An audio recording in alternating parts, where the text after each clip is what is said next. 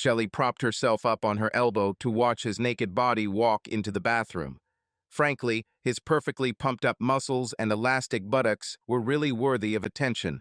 Broad shoulders covered with well-developed muscles, long legs with strong calves. The narrow waist seemed too small to support his powerful top. He seemed to feel her gaze because he turned around and winked at her. She responded with a smile as the door closed and the sound of the shower wafted into the room. She rolled onto her stomach and thought about the feelings that were just beginning to fade. It all seemed like a dream that she had just experienced.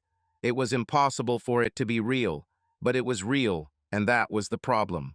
Shelley Spaulding, 36 years old, wife and mother, was only now beginning to realize what she had done. For the first time in her 15-year marriage, she cheated on her husband Jerry Spaulding.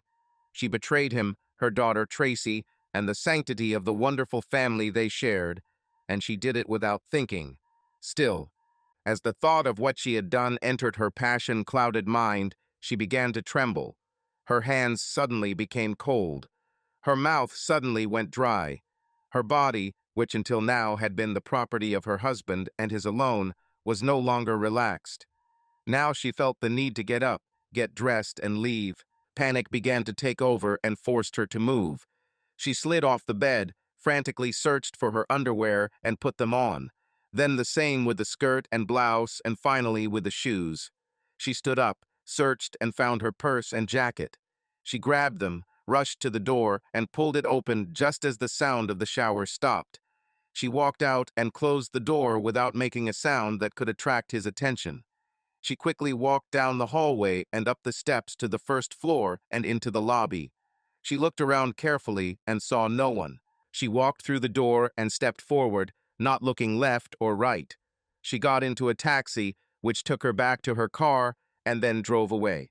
The dark blue Cadillac Escalade that Jerry had bought her for her 15th wedding anniversary drove her in soft, luxurious silence to the large house on Scotland Drive in the very wealthy section of Scottsdale, Arizona, which was her home. She pulled into the driveway, waited for the garage door to open, and pulled inside. She turned off the ignition and sat down, letting her heart stop beating and the sweat dry on her face. The tick, tick, tick of the cooling engine broke the silence, but did not ease the pain in my stomach. She felt bad. A twisting pain shot through her stomach. She sat still, waiting for it to pass so she could regain some sense of control. She got out of the car and went inside to find the house quiet and empty. Her daughter Tracy wasn't home yet because she had cheerleading practice that evening. Jerry was not supposed to return home until the day after tomorrow. Both facts were known to her when she agreed to meet Reed Cunningham at the hotel that afternoon. She knew that no one was waiting for her, and there was no one to lie to. She was free to do just that, betray everyone who trusted her. Shelley walked into the large, open great room and sank into one of the soft leather chairs facing the fireplace that took up the entire south wall. The stone-clad wall rose 2 stories and disappeared into a beamed and vaulted ceiling 20 feet high. This appeared as one of the articles in a recent issue of House Beautiful. Their home was considered one of the most beautiful in Scottsdale. The architecture was praised as innovative and inspiring. However, none of this registered in her mind as she stared at the now dark 90-inch flat-screen TV located in the center of the entertainment center on either side of the fireplace. Shelley worked as a secretary for Walter Kincaid, a candidate for the U.S. Senate from Arizona. She had been volunteering to nominate him for the past 5 months, and 2 months ago she met Reed Cunningham at one of the many fundraising events she held. He was very charming, very handsome, and did not hide the fact that he wanted to seduce her. She knew it, found it funny at first, and then found it stimulating. She couldn't answer why, and it bothered her. His visits became more and more frequent. His attention to her became more open and persistent, and she reciprocated all this. At his word, upheavals began in her stomach. A smile or a glance made her temperature rise. She had never felt this way before, not even with her husband. She should have stopped it as soon as she felt the desire increase, but she didn't. Her obsession with Reed Cunningham began to grow and become all-consuming. When she was at home, she thought about him. As she lay in bed with her husband, She thought about Reed. And the most amazing thing is that her feelings for Jerry, her husband, have changed. She became irritable with him. The thought of making love to him suddenly became disgusting. The man she loved, and who had been her only person for most of her adult life, suddenly became a stranger to her. She barely recognized him when she looked at him. Instead of the love she should have felt, she only felt an emptiness that only Reed could fill. All she knew was that she was dangerously close to agreeing to his offer to meet him outside of the campaign. This danger came true today when she said yes. What happened today was still a mystery to her. She was answering the phone when he entered. She smiled at him, and he came over to talk to her after speaking briefly with a few of the PR staff. She took a break, and they went outside to get some fresh air. Reed did his usual thing, running his hand through her hair and touching her cheek, and for some reason something inside her turned, and she couldn't say no anymore. She followed him into his car and back to his hotel. Once in his room, she forgot about Jerry and Tracy as his hands began to work miracles. They met several more times that day before she got up, got dressed, and went home. It was almost 5:30 when the slam of the door brought her back to the present, which meant Tracy was home. She sighed, rose from her chair, and became a mother again. She felt a pang at the thought, but then forgot when Tracy started telling her about her day and the new guy who asked her out. She was already deep into her story when Shelley began taking things out of the freezer to prepare a late dinner. Shelley busily prepared dinner. Her thoughts were on something else, while her daughter talked and talked. Fortunately, Tracy did not pay attention to her mother, and did not notice that sometimes her words fell on deaf ears. The two of them sat at the table and just talked while they ate the simple dinner she had prepared. It was nice, she thought, to spend time with Tracy while they chatted about things that concerned only them. She watched her daughter and felt the love she had for her flower. She loved her daughter and her life. She loved what they shared and the adventures her daughter had. Then she thought about Jerry and how he had worked so hard to provide these things for everyone, and the thought brought a flash of pain and instant regret for what she had done that day. But then her thoughts filled with Reed Cunningham's face, and all the guilt disappeared. The daughter's words also disappeared. Tracy didn't notice the sudden change in her mother, or the silence that followed until she fell silent, waiting for her mother to return with some comment about her story about Jason, with whom she was in love at that moment. But she looked up and saw her mother looking out the window, her mind clearly elsewhere. Offended, Tracy stood up, took the plate to the sink, and left the kitchen. Her mother barely noticed, and it hurt Tracy more than she could imagine. But on the other hand, her mother had been acting like this for months now, and she was starting to worry. She decided to wait until her father came home and then talk to him. He would have known what to do. After all, he was dead and could fix everything. Jerry Spaulding was one of those rare young men who discovered a very important secret while still in high school. He attended many talks at the high school gymnasium about getting an education, finding a good job, working hard, and having a career. You had to impress those above you so that you, in turn, could advance forward. He listened to every word, but did not believe any of them. He didn't want to impress those above him. Yes, he wanted to work, but not for others. His attitude was completely different. Jerry knew what he wanted to do. He wanted to get rich working for the most important man in the world, myself. Instead of going to college and getting a trade after high school, Jerry went to the library and took a self-help class. There he learned how to buy and sell real estate and do it in a way that required little money but had the potential to make a lot. He read, studied, researched more, and then decided to give it his best shot. He found an old duplex that someone wanted to sell because it was depreciating at almost zero. They wanted to sell him at a good price, and Jerry decided to make his first deal. He lived at home with his father. His mother died of cancer when he was 15, and Jerry and his father found a way to adjust to life as a couple. Although he was 18 and could negotiate contracts, he had no credit history, so he had to ask his father to guarantee him. His father was a very smart man and understood exactly what his son was up to. He fully approved of it and pledged it with minimal resistance. He looked after his son, but very soon he saw that Jerry knew what he was doing. Less than 2 months later, Jerry resold the property for a handsome profit. He paid off the loan, quickly found 2 more properties, and did the same. Again, he resold them, and now had the money to start on his own without his father. Jerry was on his way to riches. He never looked back.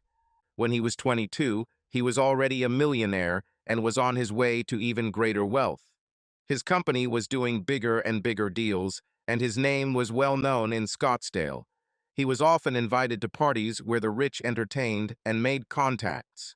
At one of these parties, thrown by someone important, he met Shelley Lambert. He fell hopelessly in love that same night and began to pursue her the way he always did everything, with all his might. His only goal was to make her his. They dated for almost a year before Jerry proposed. Shelley was ready and accepted his offer. Her parents were school teachers, and they were impressed by Jerry's wealth and personality. They gave their blessing, and Jerry's father already fell in love with Shelley. He said he would be happy to have her as his new daughter. They planned the wedding and got married 3 months later. They were lucky that Tracy was born later because Shelley and Jerry knew she was pregnant before the wedding. Everyone else accepted it, or at least pretended to. Time passed, and the trio continued to live as one of the wealthiest families in Scottsdale.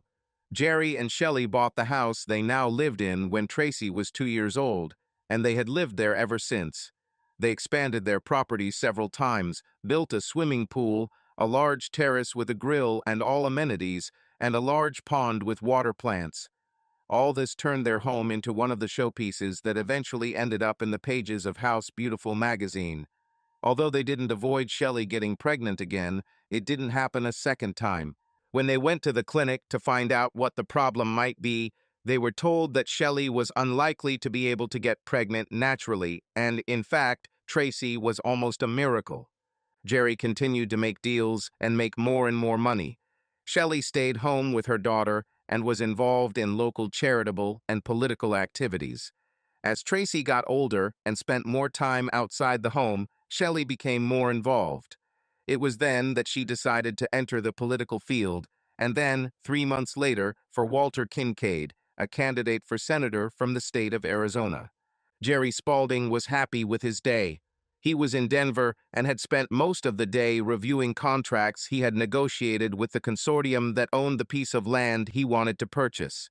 They were cunning, he had to admit it. They identified a couple of items that he included specifically for this purpose, but they did not realize that these were the items they were supposed to find. In fact, there were a few false leads they had missed, and he felt obligated to point them out as if they were a surprise to him. This established the atmosphere of trust he needed to ensure the deal went as planned. The best part was when they all signed the contract and the secretary, acting as a bailiff, certified it. This made it legal and binding, and he had exactly what he wanted. The site itself was not worth the money he paid, which pleased the consortium, who were glad that they had outsmarted the foreigner. Jerry left that impression on them as he took his copies and left. He knew what they didn't, that the site was in the direct path of an expansion that the world's largest automaker was planning to do right here in their city. He now owned the most important site in their expansion plans and knew how to get exactly the amount he wanted for it. Returning to his room in a rented limousine, Jerry calculated that he was on the verge of receiving a large sum from the sale of this land. Once expenses are covered, his investors are paid off. He could easily net $2 million and possibly more. And this could happen in as little as a month. This will anger the locals and please him enormously, and it will make Shelley very happy too. He thought that such an event should bring her out of the gloomy mood she had been in lately. What it was, he had no idea. He tried to mention it several times, but she refused to react, saying that it was just his imagination. They hadn't made love together in almost 6 weeks. Oh yes, they had sex on 2 occasions when he insisted on it, but it was not love. It was just sex. She allowed him to do this, trying to hide her disinterest. He was angry enough to just have sex, caring only about himself. She didn't complain and pretended to care about keeping him happy, but he knew better. The limo stopped, let him out, and he told the driver he was done with the ride. He tipped the driver $100 and made sure he knew his name by giving him his business card. He knew that he would return, and he liked to leave behind satisfied people who could be useful to him in the future. He walked into the lobby of the only hotel in this small town and checked with the front desk to see if there had been any calls. They weren't there, and that saddened him. But he didn't expect her to answer his calls. She hasn't bothered herself lately. Once in the room, Jerry began making his obligatory calls.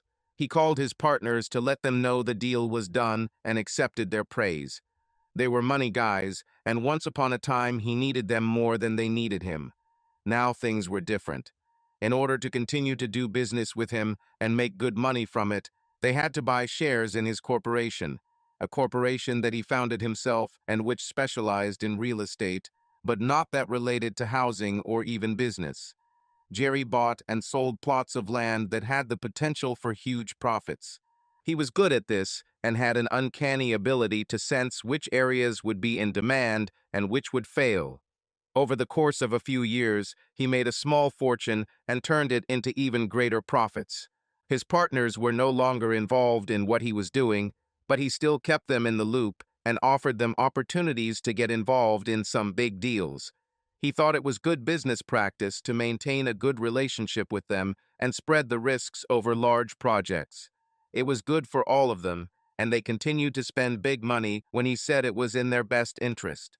Jerry made a lot of money over the years and used it to buy the house and large plot of land that Shelley loved so much. He bought her everything she wanted, and she wanted a lot. New car, jewelry, nice clothes. Everything she wanted, he gave her. He loved her with all his heart, and buying these things for her gave him pleasure, and he thought that she reciprocated his feelings, especially when they had Tracy. She was their pride and joy, but Shelley didn't want to put in the effort required to have another child. This disappointed him, but he acquiesced, as he did with everything else she wanted. After he took care of his partners, he called home. He waited for the phone to ring and was only slightly disappointed when it was Tracy on the other end and not Shelley. "Hi, Tracy, it's Dad. What's happening? I expected to hear from your mother, but there were no calls. Is there something wrong?" "It's okay, Dad. Mom just behaves the way she has in recent months. We were talking at dinner today, and she was just lost in her thoughts. I don't know what's wrong, but it really bothers me. I just want you to come home and everything will go back to how it was before." "Where is she now? Can she answer the phone?" "She's in her room. She went there after dinner and never came down again. She's acting strange, Dad. Just come home, please." "I'm leaving tomorrow morning and will be home early in the afternoon. Don't tell her I'll arrive a day early. I'll surprise her. I'll do it for both of us. How about this? Sounds good. Okay, I won't say anything. By the way, I'll be back late tomorrow. We have a competition and it won't end until 7. See you later. Love you." Jerry hung up the phone, mulling over what his daughter had said, and was surprised that she had noticed the change as well. He packed his things and prepared to fly out the next morning. He wanted to return home as soon as possible. Perhaps he can begin to correct the situation and figure out what the problem is. It was still early morning when he arrived at his office in downtown Scottsdale after a short flight. He checked in with his secretary and received his notes. He looked through them, stopping at one that caught his attention.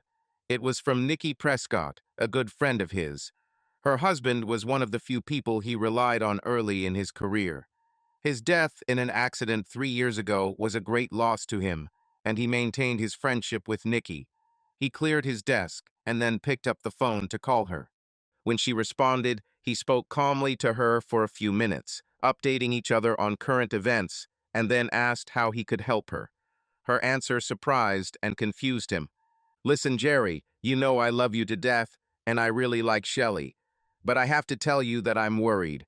There's something going on between Shelley and this man, Reed Cunningham. He's a major donor to Walt's campaign and has a pretty shady past. I was at headquarters and saw them together. There's something going on there, and it's not good." Jerry listened, the words causing a sinking feeling in his stomach. He knew that she also supported Walter Kincaid, the very man his wife worked for. These words, coming at a time when both he and his daughter noticed that something strange was happening to Shelley, were too much to be just a coincidence. "What did you see, Nikki? Is there something inappropriate?" Hoping she would say no, he waited. "Well, yesterday they left together without saying a word to anyone. They left in his car, and her car was still in the parking lot an hour later. And today they are both gone." She had never missed a Thursday before. Walt always discusses the next week's plan on Thursdays, so none of us want to miss out. "Sounds pretty bad, doesn't it? I guess I'll have to look into this." "I'm sorry I had to tell you this, Jerry, but I care about you very much. You and Tracy don't deserve this. You have always been there for me, and I want to return the same. I pray it turns out to be nothing." They talked for a few more minutes before Jerry hung up. It took all of his self-control not to hang up the phone and drive home to confront his wife. But he knew that he must first devise a plan to find out the truth. Direct confrontation was not the best course of action, especially with a cheating wife. She would lie to cover up her actions and have no problem doing so. He needed proof, if there was any. Shelley woke up at the usual time and made sure Tracy was up and getting ready for school. She had gone to bed very early last night, her thoughts a tangled mess, intertwined between her husband and Reed Cunningham. She couldn't stop her mind from flashing back to the afternoon with Reed.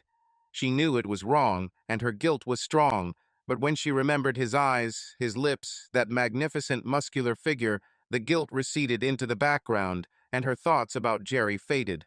However, then she would remember her husband, and the guilt would arise again. He was the man she loved, there was no doubt about it.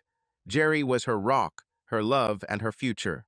He was her husband and Tracy's father, and nothing was going to change that. And she did worry that her actions might jeopardize their marriage, but she wasn't sure why she couldn't stop thinking about Reed.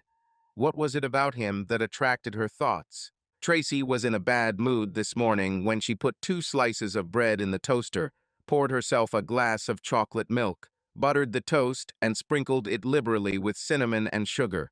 She sat gloomily at the table and ate, not reacting to her mother's attempts to talk. Shelley tried several times to start a conversation, but eventually gave up. Her daughter's despair did not cause her alarm. She watched her daughter leave for the bus and felt some relief to see her leave. She needed some time alone to clear her thoughts. Jerry was to return home tomorrow, and then she could try again to become the wife he expected to see. She knew she hadn't been like this lately. Jerry's plane landed at the airport and taxied to the gate as Shelley got dressed for the day. An hour later, she stood at the sink, dressed and ready to go to a meeting at Walter Kincaid's headquarters. It was a weekly planning meeting, and she never missed one. She had just finished washing a few dishes from breakfast when the doorbell rang. She went to open it, wiping her hands with a towel. She opened the door and saw Reed standing there smiling. Surprised by his sudden appearance, she stepped back, and he took this opportunity to enter and close the door behind him. He stared at her as she stared back at him, eyes wide and mouth open in surprise. He didn't say anything, but walked up to her and took her into his arms. "You look and smell great. I couldn't get you out of my head all last night, and I couldn't wait any longer this morning. I have to make love to you again." Shelley was torn by conflicting feelings. Jerry was coming home tomorrow, and she had to fight to get back to what they had, to make their marriage meaningful again. She also felt a growing hot feeling in her stomach from the contact with Reed. His pull was overwhelming, and she knew she was falling too fast. She only had one chance to say no, and that was that moment. "Please, Reed, do not do that. Please don't do this." She tried to resist, but even for herself, her words sounded without conviction, and her movements were more like an attempt at seduction. While Jerry was talking to Nikki Prentice, Shelley and Reed had just begun to betray Jerry again. Jerry was finishing his plans as Reed walked out of Shelley and Spaulding's house. He knew what he was going to do. Jerry drove home, putting his plans into action. He decided that he would not say anything to Shelley until he had a good reason to do so. He remembered his promise to his daughter and bought flowers and Chinese food for dinner. This was enough to calm her down. Something unusual, something a loving husband would do for his beloved wife. So much for pretending. Shelley was home and sitting on the back porch, holding a cold drink in one hand and a magazine in the other. Jerry stood at the window, watching her. He still found her beautiful, almost more than when he married her. She had long blonde hair, worn straight, with short bangs and pulled back behind one ear. Her eyes were that light shade of blue that he found stunning. She gained a little weight, but it only benefited her. Her curves were quite impressive, and he noticed it. He reflected on their lives up to this point, and he had no idea why it had started to change so dramatically in such a short time. Until the last 3 months, their life had been normal, often predictable, but sometimes spontaneous and always fun. Tracy was the joy of their lives, and both took part in her activities whenever possible. Jerry worked a lot, but was always home on weekends and most evenings. He took Shelley with him on trips whenever possible. Then the changes began. Shelley became quiet, more tense, unusually irritable over little things, and their sex life came to a screeching halt. Except for the 2 times he remembered, she had been cold and distant. He did nothing to provoke it, and when he tried to discuss it, she rejected him. Now that Nikki called, everything fell into place. Jerry returned to the kitchen, grabbed a cold bottle of beer, put the flowers in a vase and the food in the oven to heat up. It could wait until Tracy got home. He took another look at Shelley sitting alone on the porch and decided he should let her know he was home. He walked out of the door, slamming it. She turned and looked at him in surprise. He thought he saw a flicker of disappointment in her eyes, but he could be wrong. "Hi, dear. What are you doing? I thought you would only arrive tomorrow." "Oh, don't be upset. It's me. I'm just surprised. Glad you're home. Are you hungry?" "Not yet. I stopped for Chinese food on the way and put it in the oven. I can wait for dinner." "It's very nice of you. Tracy will be glad to see you. She felt lonely yesterday. I don't know why, but I noticed it. Maybe you can talk to her, cheer her up." "Maybe. Let's see." As he said this, he watched as Shelley's attention turned back to the magazine, and he knew his suspicions were confirmed. She was thinking about someone else, not him.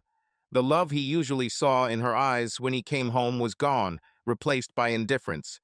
The thought hit him right then, and he almost choked on the pain it caused his heart. Nothing physical could cause such pain. He turned and went back inside before Shelley saw tears begin to form in his eyes. He quickly walked through the kitchen and entered his office, where he closed the door, turned the lock, and fell into a chair. Then he let the tears flow. Shelley had similar thoughts as Jerry stood there. She searched for the feeling of relief and happiness that he was home, but the only thoughts that came were of her and Reed earlier in the morning in bed, having sex. She felt a warmth rise to her face and looked down at the magazine in her hands before Jerry could see it. She was ashamed of her thoughts, but could not stop them. She was obsessed with Reed, and nothing she did made her stop thinking about him and their time together. All she could think about was the next meeting, and she was sure that she would. They got through the evening and the next day without letting each other know there was a problem. Jerry was silent and withdrawn, and Shelley distanced herself and showed no interest in either her husband or daughter. Bedtime was typical. Shelley was up first, already asleep when Jerry got up. Jerry and Tracy left the next morning and were out most of the day. Shelley didn't notice as she went to work, and when Reed came to pick her up, she went with him to the motel again, and they stayed there until it started to get dark. She showered, got dressed, and drove home to find them missing. She made a small dinner from the leftovers and waited for them to return, thinking about Reed as she had for most of the past few months. When Jerry and Tracy returned later, they told her that they had been to a baseball game where Tracy's current boyfriend was playing, then they had gone to milkshakes, and then to a movie.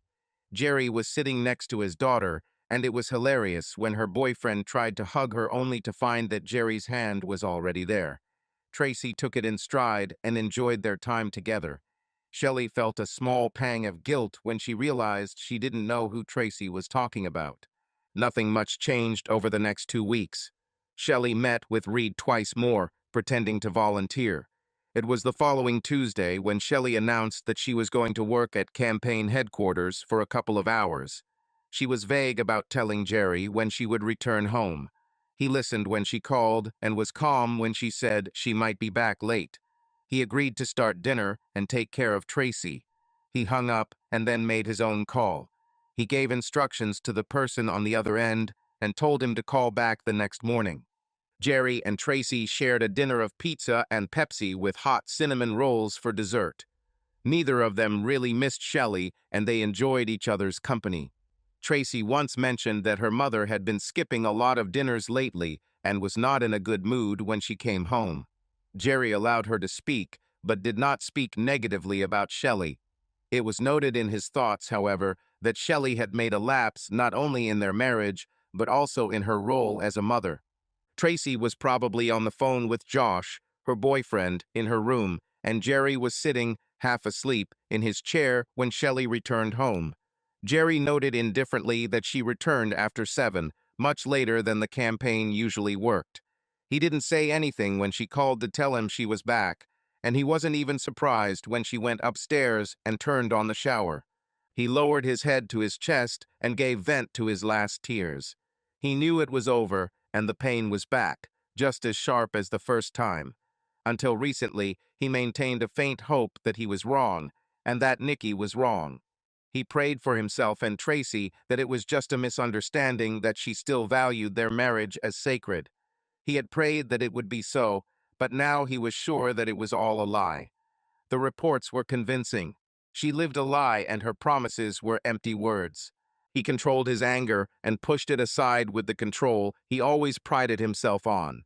He made a fortune for them, created a home for them, and gave them everything he could.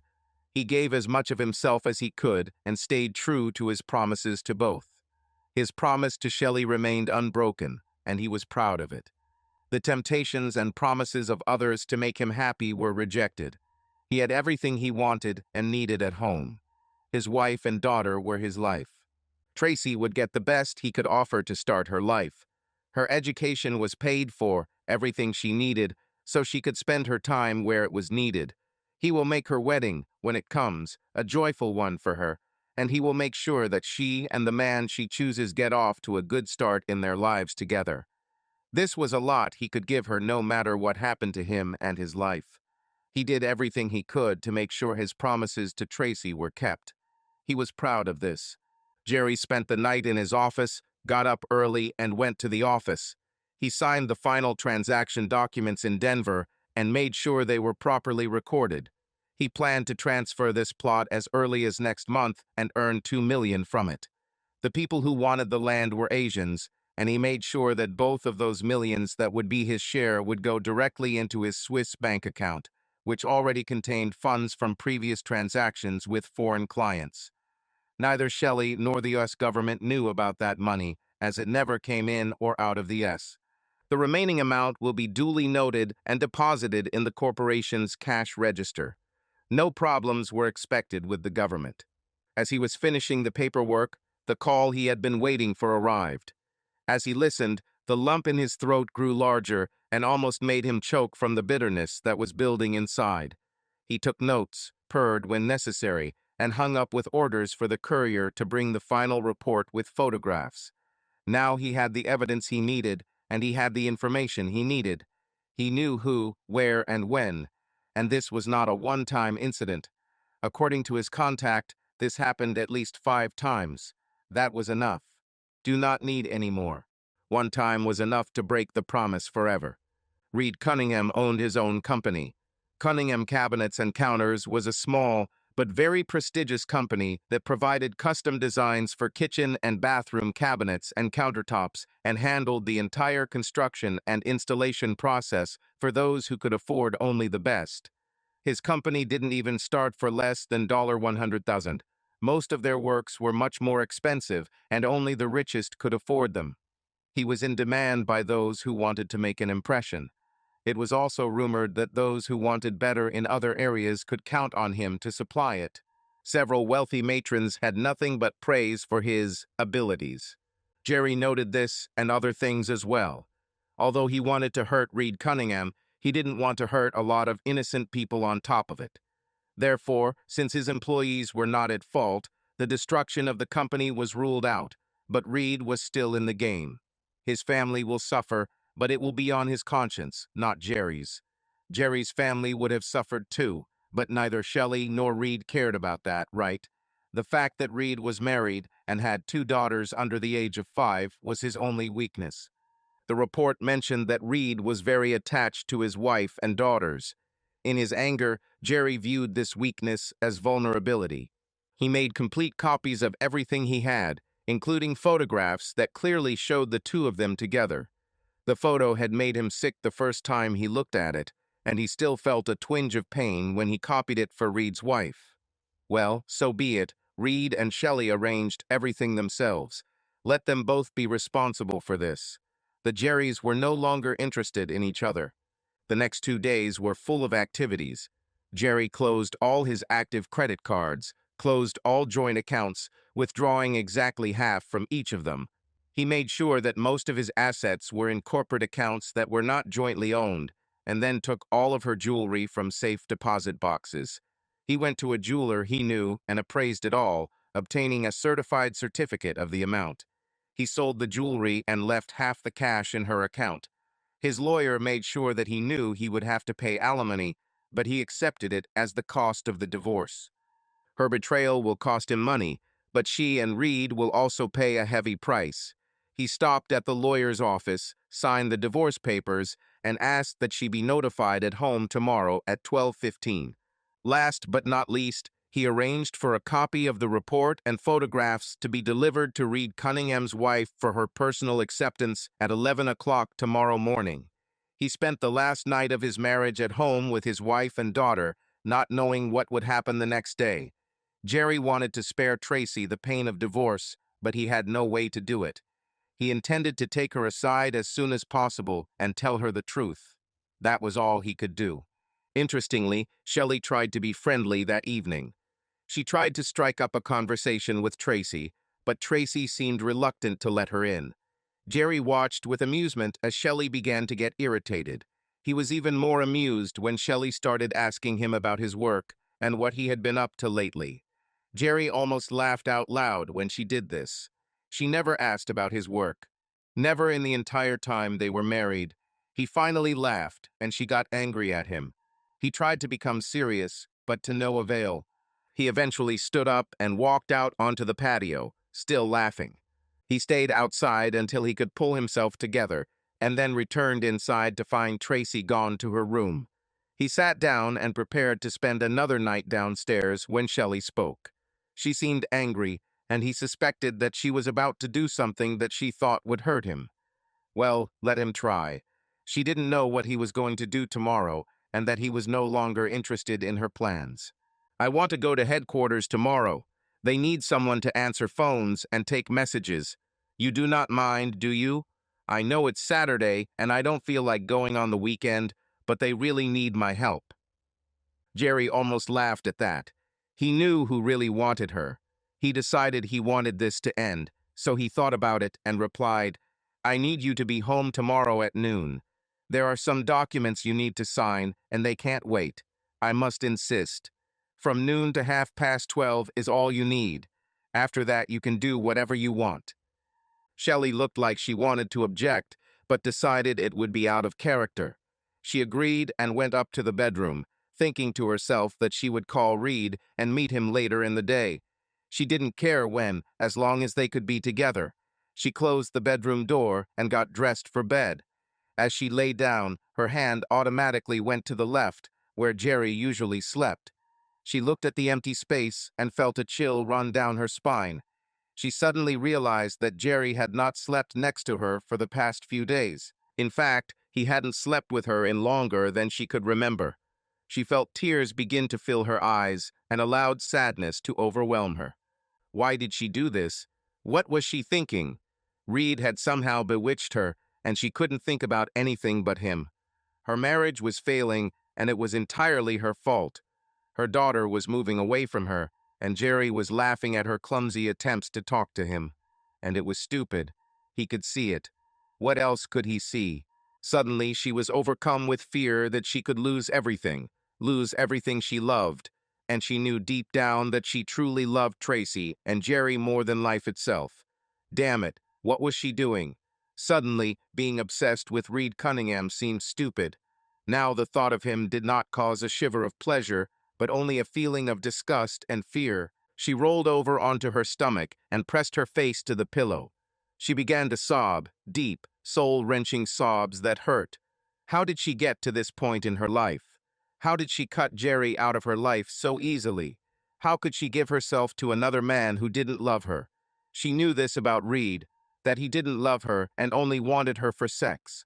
They didn't make love, they made sex. She thought back to the times she and Jerry had recently made love and realized that she couldn't remember the last time.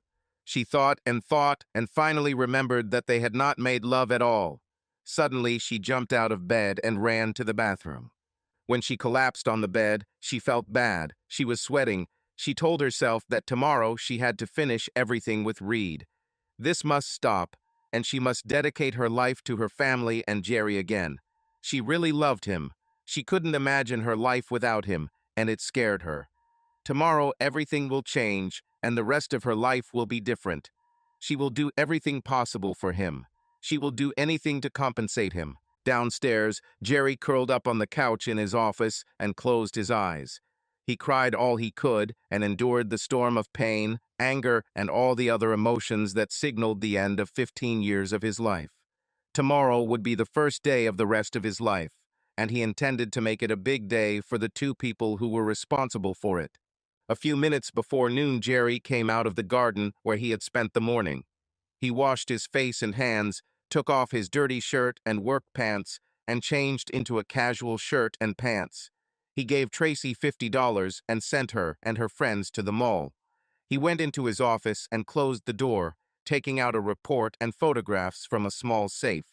He took one of Reed's enlarged photographs of Shelley's and looked at it again. Now he felt only slight irritation. Great. He laid her face down on the report. He was ready. At exactly noon, Jerry opened his office door and called Shelley inside. She arrived almost immediately with a smile and sat down on the chair in front of his desk. This was where she sat when he wanted her to sign the documents. He closed the door and walked around the table. He sat down and laid out the photo face down while he waited for Shelley to get settled. She smiled at him and raised her pen. "Okay, I'm ready. What do you want me to sign?" "Nothing yet. I want to show you something and listen to your comments. The documents you need to sign will be delivered at 12:15, so we have time." At that moment, the phone rang and Jerry picked it up. He listened for a second and hung up. It rang again and Jerry picked up again. He listened, smiled, and looked at Shelley. "Do you want to talk to Reed Cunningham? He's very upset and wants to talk to you." Shelley's face turned pale, and she jerked her head to the side.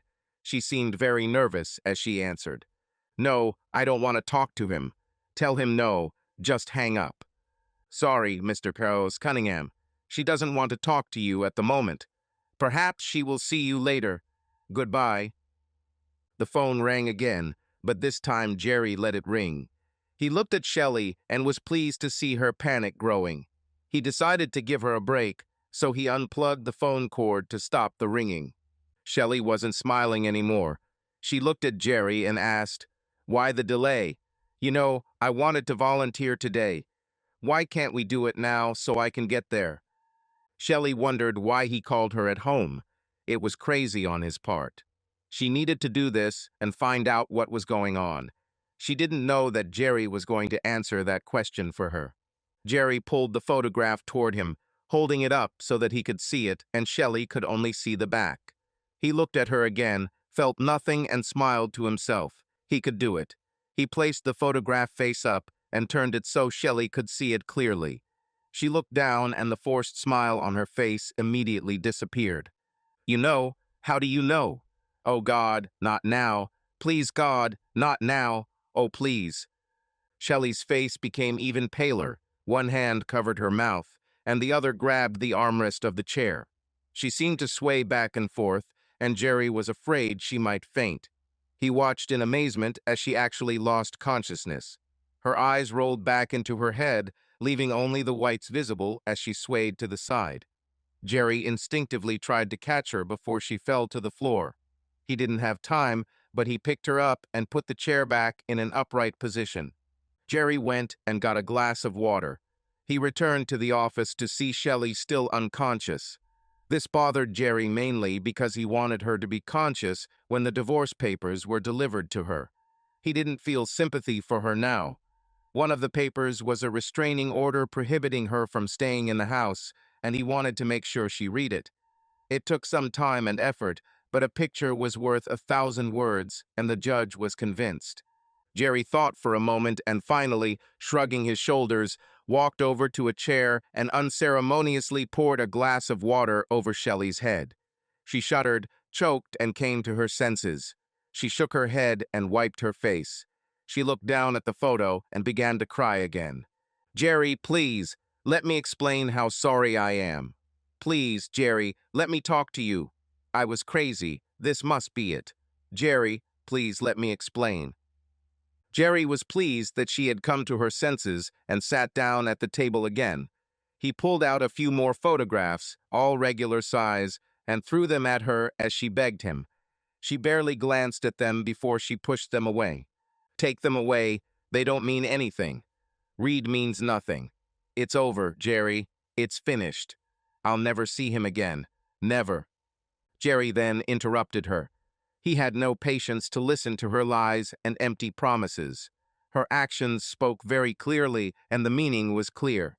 "There are a few things I want to tell you, Shelley. It's all written down so you don't have to remember it, but here they are. First, I closed all of our joint accounts. Now they are only in your name, and only half of what was there is there. Secondly, I appreciated the jewelry. Most of them I bought for you as a gift, and as a symbol of my love for you and our daughter. My love for you is now dead, and since I bought them for you, I decided to sell them. I left half of this value in your accounts. The meaning in jewelry has died, and the jewelry itself now means nothing. Thirdly, I made sure that all the money that belongs to the corporation is in corporate accounts that you cannot reach. And finally, at 12:15, the documents will arrive for you to sign. I'm going to divorce you, Shelley. There's no question about it. I don't care what you say or do. I don't want you in my life anymore. You are a liar and an adulteress, and I want you to leave." "Oh, please, Jerry, don't say that. I regret it. I'm really sorry, and I made a mistake. I know that, and I was going to finish it today. I was wrong, and I understand it. It's over, Jerry, and I want to come back to you. You must forgive me. Please, Jerry, don't do this. I realized what I did." At that moment, the doorbell rang and Jerry stood up. He walked around the table to take Shelley's hand and lift her out of her chair. She resisted, so he half led, half dragged her to the door. He held her while he opened the door for the courier. The young man standing there looked at Shelley and asked in a clear voice, "Are you Mrs. Shelley Spaulding?" Shelley nodded, refusing to look at him. He reached out, took her hand, and placed the envelope in it. "You have been handed it." Without another word, he turned around and walked down the sidewalk. Jerry led Shelley back to the office and made her sit down again. She was too stunned to do anything other than follow Jerry's instructions. Jerry walked around the table and sat down again. "There are a few more things I need to say. I made a copy of this report and photographs of you too, and delivered them to Tina Cunningham's wife this morning. She now has the same information about her husband that I showed you. These phone calls were from your lover, Reed Cunningham, and he wanted to talk to you, probably to ask why I did what I did." Jerry laughed loudly, saying, "People like him never understand how those they betrayed can be angry enough to take revenge." Shelley looked at him in horror. "You didn't do it. How could you do this to him? How could you be so cruel? He has little daughters at home." Jerry responded with rage at her words. Her words were crazy. How could he? How could he be so cruel? Madness. Cruel. What the hell is wrong with you, Shelley? You are both married to other people, but that doesn't stop you from having fun with each other, breaking vows and ruining marriages. Now you want to blame me and leave him unharmed. What the hell did I do to you to make you want to do this? Did you just want to destroy me? Is this all you were thinking about? Did you and Reed want to destroy me, destroy my marriage and my daughter's home? Is this your sick idea of some kind of imaginary justice? Jerry, no, this was never my intention. We never wanted you or his wife to find out. Never. You and Tracy should never have known about my betrayal. Never. And I never meant to hurt you. You were never supposed to find out, and then you wouldn't get hurt. Never, never. Jerry interrupted her denials. Bad for your lover. Now he's in a deep hole just like you. I hope it was worth it, Shelley. I tried to give you everything, and I loved you with all my heart, and I never stopped. Not until you stop it yourself. I have been patient these past months, waiting for you to return to us, but you have gone further and further. You chose him over us. Now you got what you wanted. You gave us away. That's not what I did. I didn't want this. I never fully thought about it. Jerry, please don't reject me. Please, Jerry, please. The paperwork you received contains a restraining order prohibiting you from staying here in the house. You have 12 hours to pack your things and leave. And don't worry, I'm going to tell Tracy exactly what you did, and I don't know what she'll decide to do with you.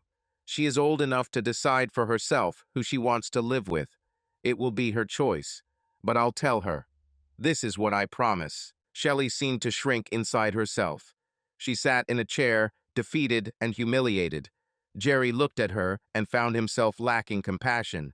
He felt dead inside when he looked at her, and it scared him. He told himself that he would be fine once she left. He hoped it was true. Shelley, I will be gone for a while, and I expect you to leave before I return.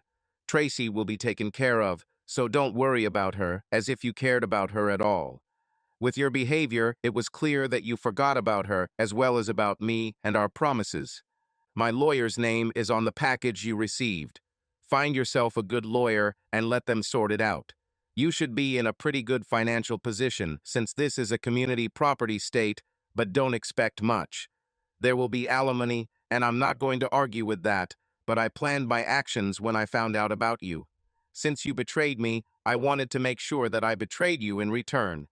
This was the only thing I did in recent months. Congratulations, you got what you deserve.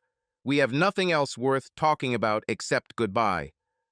Jerry stood up, took off his wedding ring, and threw it on the floor in front of her. He kept his side of their agreement, and that was something he was proud of. He never betrayed her in any way and did everything possible to provide for her and love her, making their home safe and comfortable. She betrayed him. Jerry walked out of the house and into a future that Shelley was no longer a part of.